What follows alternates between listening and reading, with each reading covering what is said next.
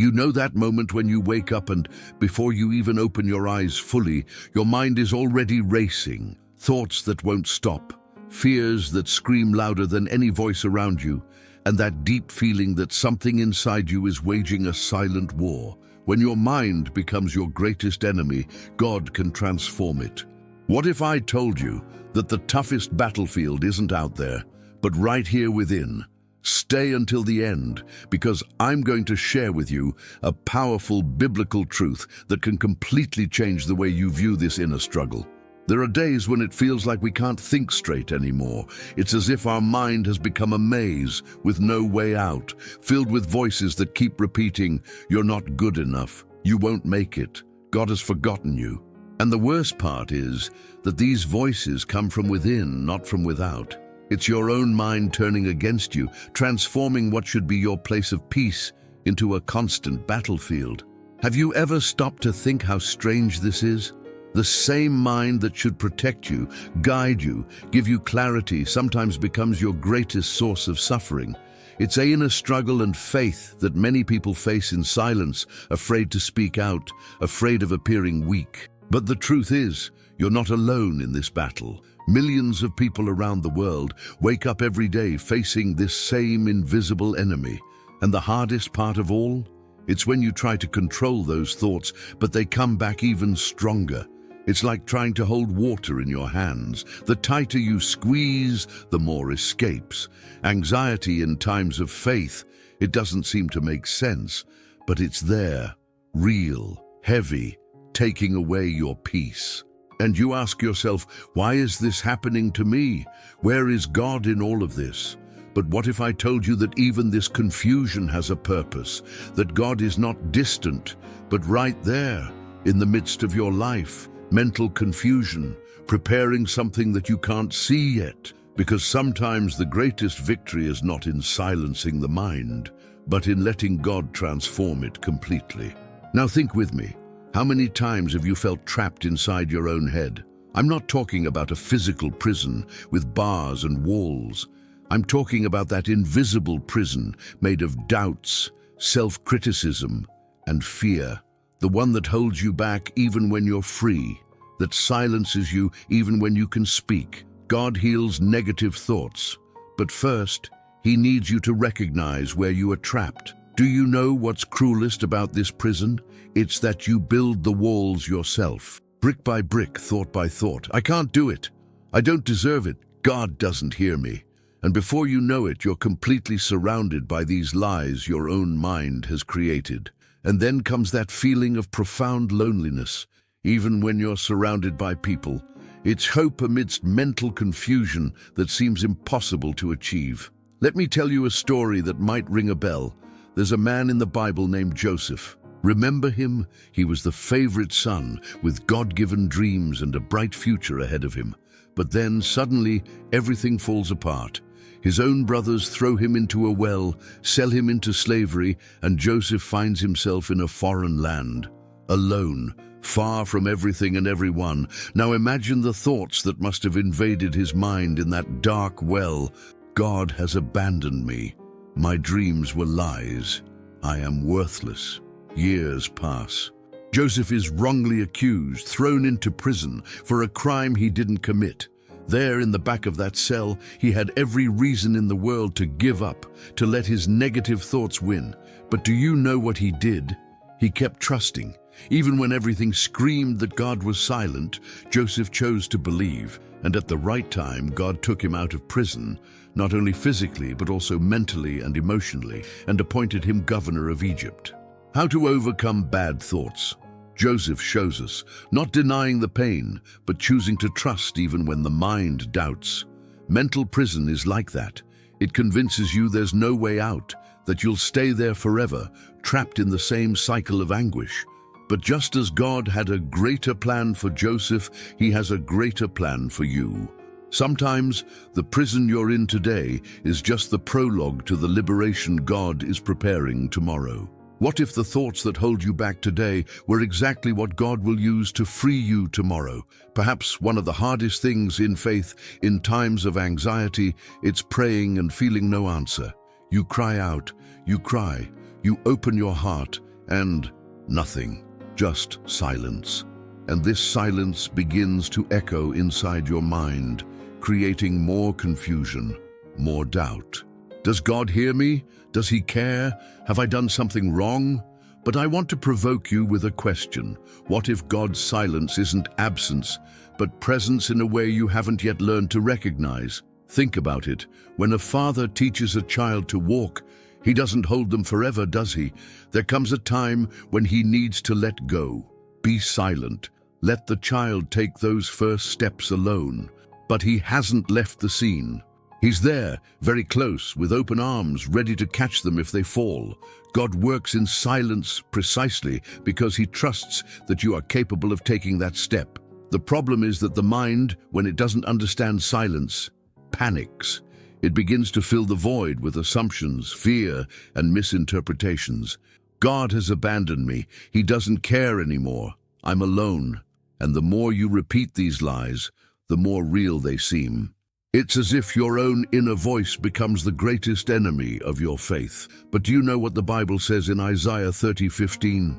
In quietness and confidence shall be your strength.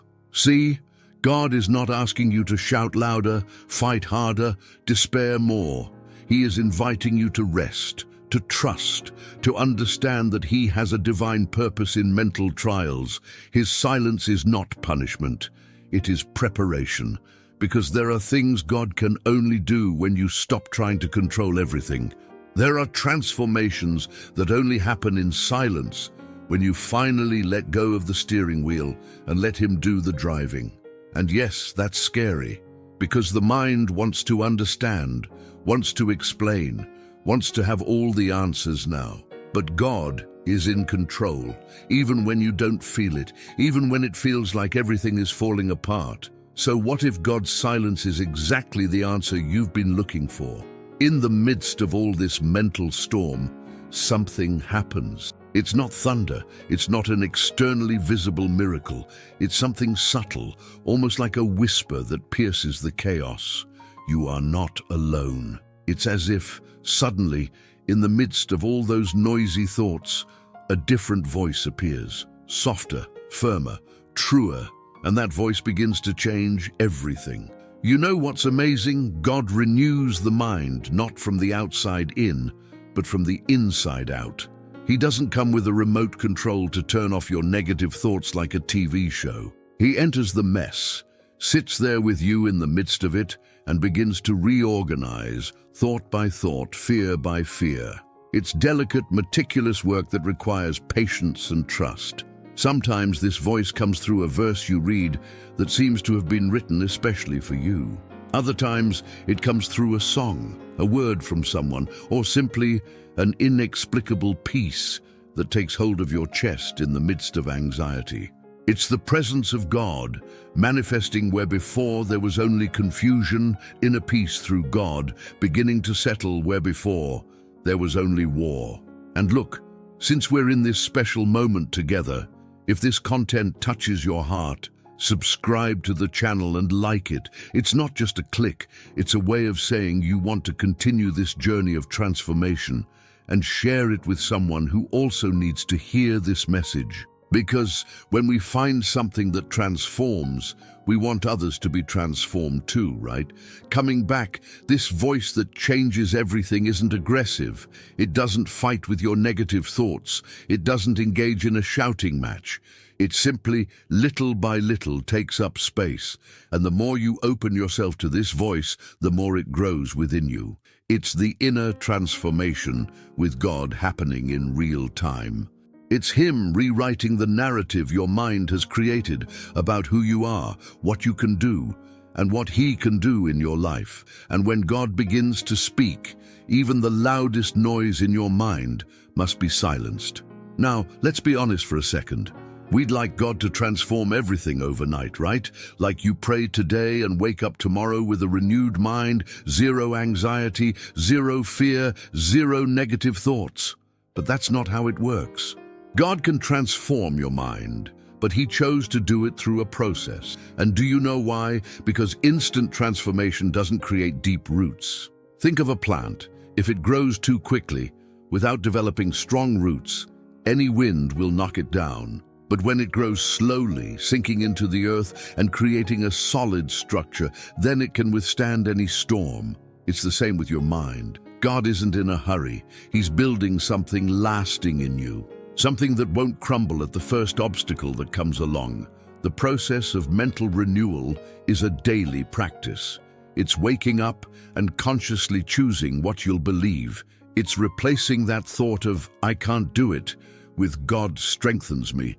It's exchanging "I'm alone" with "God never abandons me." And at first it may even feel forced, as if you're lying to yourself. But over time, these truths begin to take root. And that's when liberation of the mind through faith starts to really happen. Philippians 4:8 gives an incredible recipe for this. Whatever is true, whatever is honorable, whatever is right, whatever is pure, whatever is lovely, whatever is admirable, if there is any excellence, if there is anything worthy of praise, think about these things. See? Paul isn't saying to ignore problems. He's saying choose where you focus your attention. Because where your attention goes, your energy goes, your faith goes. And yes, there will be days when you'll stumble. There will be moments when negative thoughts will come back with a vengeance, and you'll think, "I haven't changed a thing." But here's the secret, how to trust God in difficulties. It's precisely in the stumbles that you realize how far you've come. Because before, you fell and stayed down. Now, you fall and get up. And every time you get up, the roots grow deeper. Because God isn't just transforming your mind, He's rebuilding your identity, brick by brick, thought by thought. I'll tell you something. The mind doubts. It was made to question, to analyze, to seek evidence. But the heart chooses to believe. And it's in this tension between doubt and belief that faith becomes your greatest shield. Winning the mental battle with faith doesn't mean you'll never doubt again. It means that even when you doubt, you choose to trust. Imagine a warrior on the battlefield. Arrows are coming from all sides. Fear, anxiety, insecurity, worry. If he stands still, without protection, he will be hit. But when he raises his shield, the arrows may continue to come, but they no longer reach his heart. Faith is that shield. It doesn't eliminate attacks, but it protects you from them. Hebrews 11:1 puts it perfectly. Now faith is the substance of things hoped for, the evidence of things not seen. It's kind of paradoxical, isn't it? How can you be certain of something you don't see? How can you have proof of something that hasn't happened yet? That's where the power of faith lies. Unshakable faith in God. It doesn't depend on what you see, but on who you know. And you know a God who has never failed, who has never abandoned, who has never broken a promise. So when anxiety knocks on your mind's door at 3 a.m, you raise your shield. When fear tries to convince you that you can't do it, you raise your shield. When doubt screams that God isn't listening, you raise your shield. And you know what happens. The thoughts lose their power. They're still there, but they no longer dominate you. You become greater than them. And there's a beautiful thing about all this. The more you use this shield, the stronger it becomes. Spiritual strength in challenges, it doesn't come from feeling strong. It comes from you, even when you're weak, choosing to trust in a strong God. It's like Paul said in 2 Corinthians 12:9, "My grace is sufficient for you, for my power is made perfect in weakness." So when everything inside you screams, "Give up," faith whispers, "Just one more step." And then something extraordinary begins to happen. After so much struggle, so much resistance, so much choosing faith over fear, the mind begins to quiet. It's not that thoughts disappear completely, but it's as if they lose their power to dominate you. It's as if you've finally learned to tame that inner voice that once seemed uncontrollable. God is in control, and now you feel it not as a pretty phrase, but as a living reality. You know that feeling you get when you're in a noisy room and suddenly everyone stops talking at once? There's a deep, almost palpable silence. This is how God's peace works in your mind. Philippians 4:7 says it's the peace of God, which surpasses all understanding. See, it doesn't make logical sense. You may still be in the same difficult situation, but the internal storm has passed. The inner enemy, that voice that accused you, that belittled you, that made you feel unworthy, begins to lose ground. Because you finally understood that you don't have to fight it with your own strength. You've learned to hand over this battle to those who can truly win it. And when you do, God transforms the impossible. He takes that chaotic mind, that broken heart, and begins to create order where there was only confusion. It's as if you've spent months sailing on a rough sea, battling giant waves, and suddenly you arrive at a calm lagoon with tranquil waters. You look back and wonder, how did I get here? And the answer is simple: you didn't get here alone. It was God who guided you, wave by wave, storm by storm, until He brought you to this place of inner peace through God. And the most beautiful thing, you realize that the real victory wasn't eliminating negative thoughts. It was learning to master them. It was learning that you don't have to believe everything your mind tells you. It was discovering that there is a voice greater, truer, more powerful than any lie you've believed about yourself. It's the spiritual healing of the mind happening from the inside out. Because when God takes control of your mind, even chaos bows before His peace. Now you understand, the transformation didn't come from outside. It wasn't a spectacular miracle. It wasn't a change of circumstances. It came from within. God didn't change the world around you first. He changed you. And when He changes you, the world around you begins to look different. It's the spiritual and mental renewal that redefines everything. You know what's amazing?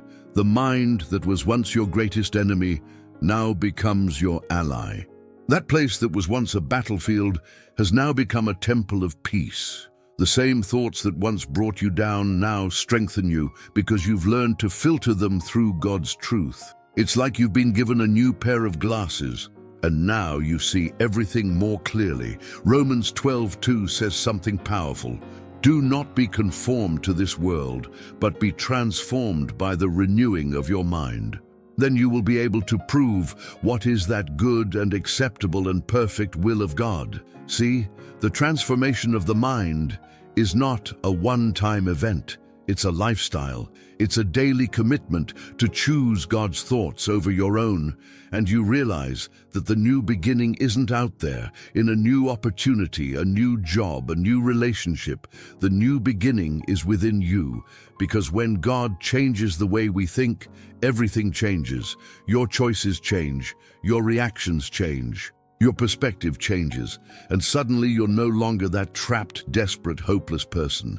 You're someone free, someone who has found peace, not in the circumstances, but in being in control of the circumstances, finding peace through faith. It's not about having a perfect life. It's about having a perfect God in the midst of an imperfect life. And when you understand that, everything makes sense. The struggles, the doubts, the fears, they all serve to bring you here, to this moment of clarity where you finally see that God never abandoned you. He was just doing in you what you couldn't do on your own. Because the greatest miracle isn't God changing your life, it's Him creating a new life within you. And we've reached the end of this journey. But actually, it's not an ending, it's a new beginning. Because now you know something that will carry you through the rest of your life. The mind that was once your greatest enemy is now the place where God dwells. It's no longer a place of torment, anguish, or hopelessness. It's a sanctuary. It's a temple. It's where you find His presence when everything around you falls apart. God transforms the impossible. This isn't just a catchphrase. It's a truth you've experienced firsthand. You were imprisoned, and He set you free. You were confused, and He brought clarity. You were at war, and He brought peace. Not because you deserved it, not because you were strong enough, but simply because He is faithful. Because God has a purpose, even when you can't see it. Jeremiah 29:11 has always been true, but now you understand it with your heart, not just your head. For I know the plans I have for you, declares the Lord, plans to prosper you and not to harm you, plans to give you hope and a future. Even in that mental prison, even in that confusion, even in that despair, God had a plan. And his plan has always been to transform you. So what do you do with it now? You live. You live knowing that the mental battle isn't over forever, but that you've learned to win. You live knowing that negative thoughts will still try to return, but that you have a shield called faith. You live every day, handing over your fears, your worries, your anxieties to the hands of those who can truly care for them. Because unshakable faith in God is not never doubting. It is doubting and yet choosing to trust. And look, if you've made it this far, this video touched your heart in some way. So comment below, what was the phrase that impacted you the most? Share this video with someone who needs to hear this message. Because when God transforms your mind, you don't keep it to yourself. You want others to be free too, others too.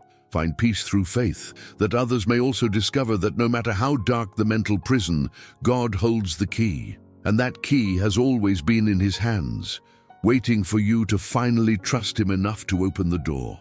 The mind that God transforms will never be the same. And you, who allow him to transform you, will never be the same. Because where there was once chaos, now there is peace. Where there was once fear, now there is faith. Where there was once prison, now there is freedom. And all this because you understood a simple yet revolutionary truth. When your mind becomes your greatest enemy, God can transform it, and he transforms. Always love.